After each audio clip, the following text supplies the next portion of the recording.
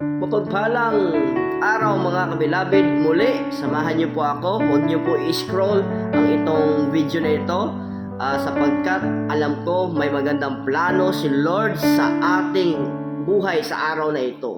At kayo po mga kabilabid, samahan niyo po ako sa ating daily vlog devotion. By the way, ako pala si Beloved Gerson Cagas, ang maghahatid sa araw-araw ng ligayang may kasamang pag-asa nagmumula sa ating Panginoong Hesus lamang.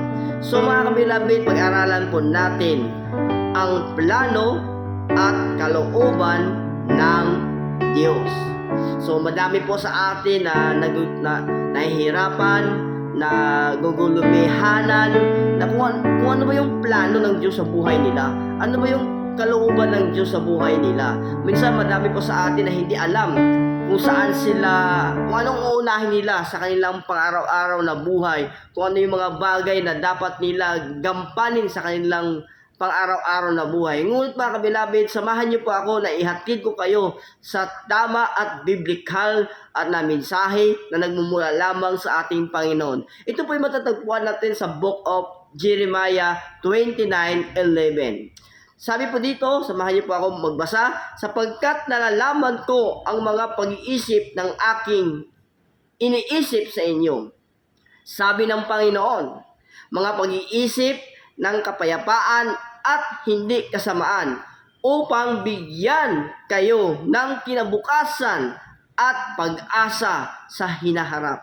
Mga kabilabid, nais ng Diyos na malaman mo, mas may maganda siyang plano kaysa sa plano natin.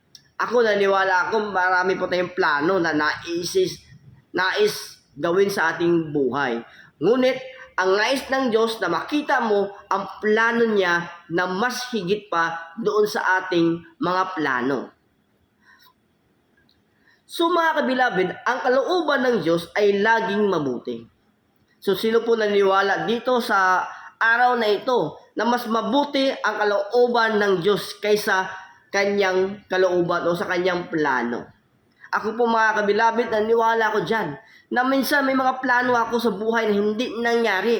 At may mga plano ko na nais ko ipilit gawin ngunit hindi talaga nangyayari. But nung ako po ay nagtiwala sa Kanya at ibinigay ko yung buhay sa Kanya, wow, mas nakita ko mas higit pala ang plano ng Diyos kaysa sa plano ko.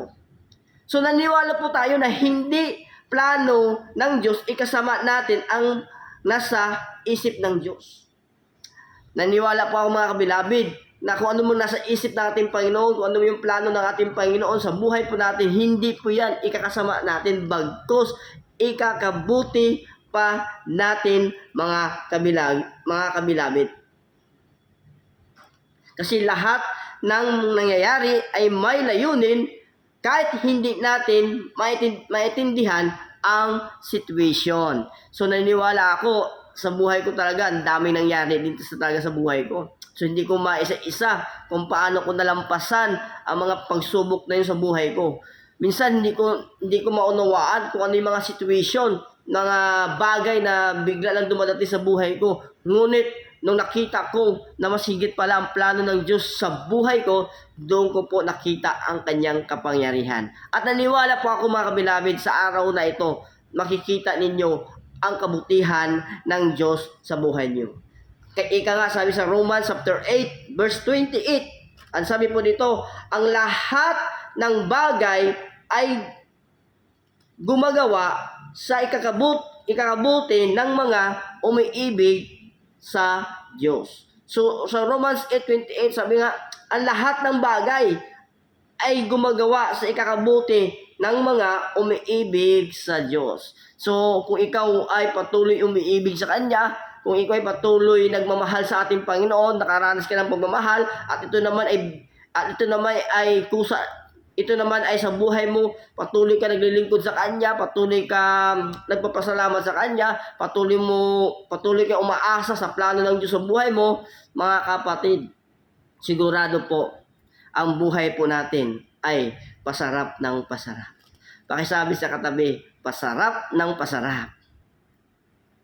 So, ang plano ng Diyos ay mas mataas sa plano natin. So, sino po naniniwala dyan na mas mataas ang plano ng Diyos kaysa sa plano natin? So, kung may katabi ka, pakisabi sa katabi, kapatid, mas mataas ang plano ng Diyos kaysa plano mo. Minsan, may sarili tayong plano, pero mas maganda ang plano niya para sa atin. Mababasa po natin sa Isaiah 55 verse 8 to 9. Ang sabi po dito, sapagkat ang aking mga pag-iisip ay hindi ninyo mga pag-iisip, at ang inyong mga lakad ay hindi aking mga lakad. So napakaliwanag mga kapatid na ang ating iniisip, ang ating mga plano ay hindi niya plano. Ang ating mga takbuhin ay hindi niya takbuhin. Ang ating mga lakad ay hindi niya mga lakad. Ngunit ang lakad ng Diyos ay lakad niya. Ang plano ng Diyos ay plano niya. Kung ang plano ng Diyos ay kay patuloy niya pagpalain, ang plano ng Diyos patuloy mo maranasan ang pag-ibig niya, ang plano ng Diyos patuloy mo siya makilala, ang plano ng Diyos patuloy ka maglingkod sa Kanya. So yan po ang plano ng Diyos sa buhay natin. At mga kapatid, yung mga desire natin sa buhay, nais natin sa buhay, ay kusa lang po yan mangyayari sa buhay po natin. Plano ng Diyos ay dandahan niya ipapakita. So, yan po ang nais ng Diyos. Ang plano niya, dandahan niya ipapakita po ang mga bagay sa ating mga buhay. So, glory to God mga kabilabid. Namnamin po natin ang plano at kalooban ni Lord sa buhay po natin. At makikita po natin mga kabilabid, siya po lahat ang gumagawa. Sapagkat sabi nga ni Bilabid, hindi niya ibinubunyag lahat agad. Kasi nais ng Diyos, ikaw ako patuloy manampalataya at magtiwala sa Kanya. So sabi nga sa Proverbs chapter 3 verse 5 to 6, lahat ng inyong lakad ay kilalanin mo siya at ituturo niya ang inyong mga landas. So mga kabilabid, so napakaliwanag po. Sabi nga sa English commit your way unto the Lord and He will establish your plan. So siya mag-establish when you commit Him, when you submit to Him, when you submit your plan to Him, and I believe, siya po mag-establish ng plano sa atin, ng right plan para po sa atin. Sapagkat ang ating Panginoon mga kabilabid ay hindi po siya sinungaling. Ang ating Panginoon ay tapat siyang Diyos, totoong Panginoon sa ating mga buhay. So ngayon mga kabilabid, ano po application po na nais natin madala-dala sa araw na ito? Una, magtiwala tayo kahit hindi klaro ang sitwasyon. So mahalaga po mga kabilabid na patuloy tayong magtiwala sa ating Panginoon. Kahit minsan nahihirapan ka, kahit minsan di mo na alam kung saan ka pumaroon, kahit minsan di mo na alam kung kung saan ka lalapit. Pero pag sa Kanya ka magtitiwala at naniwala po ako mga kabilabid, anuman ang nasa puso mo ay ibibigay po niya. Pangalawa po, huwag natin ipilit ang sariling plano, kundi isuko natin sa Kanya. So, mahalaga yung mga kabilabid na huwag natin ipilit kung ano yung mga plano natin sa buhay. Mas maganda talaga na isuko mo. Kaya sabi nga sa Proverbs 3:5-6, pag binigay mo nga sa Kanya, siya na po bahala.